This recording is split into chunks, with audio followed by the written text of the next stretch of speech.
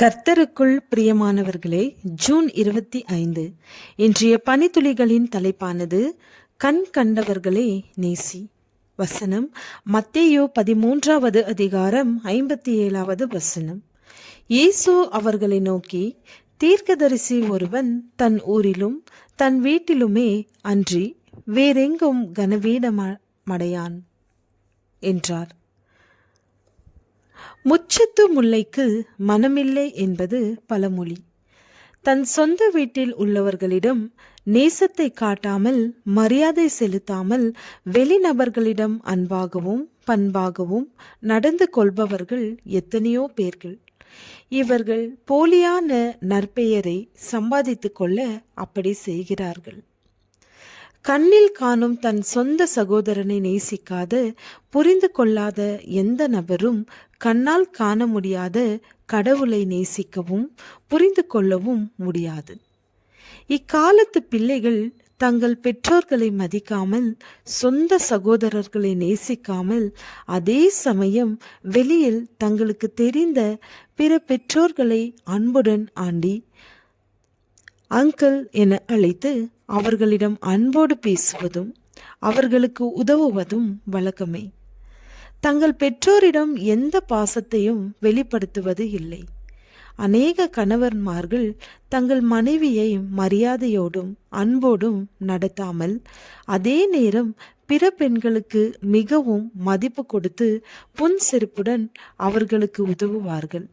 இப்படி நடப்பதை நாம் சாதாரணமாக பார்க்க முடியும்.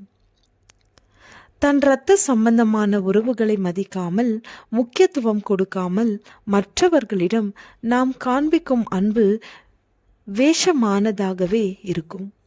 இயேசுவும் தன் சொந்த வீட்டிலும் நாட்டிலும் விரும்பப்படவில்லை என பார்க்கிறோம். நான் மனுஷ பாஷைகளையும் தூதர் பாஷைகளையும் பேசினாலும் அன்பு எனக்கிராவிட்டால் சத்தமிடுகிற வெண்கலம் போலவும் ஓசையிடுகிற கைத்தாளம் போலவும் இருப்பேன். அன்பு நீடிய சாந்தமும் தயவும் உள்ளது. அன்புக்கு பொறாமை இல்லை. அன்பு தன்னை புகழாது, இருமாப்பாயிராது, அயோக்கியமானதை செய்யாது, தற்பொழியை நாடாது, சினமடையாது, தீங்க நினையாது. அநியாயத்தில் சந்தோஷப்படாமல் சத்தியத்தில் சந்தோஷப்படும். சகலத்தையும் தாங்கும், சகலத்தையும் விசுவாசிக்கும், சகலத்தையும் நம்பும்,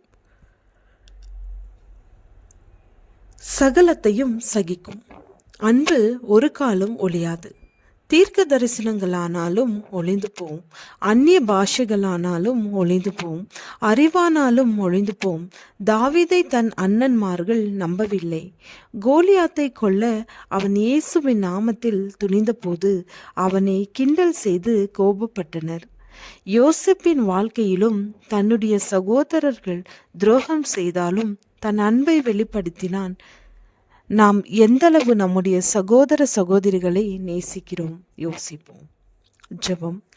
தேவனே, வீட்டில் உள்ளவர்களை முழு மனதாய் நேசிக்க அன்பின் ஆவியை எங்கள் மீது இப்போது பொழிந்தருளும். ஆமென்.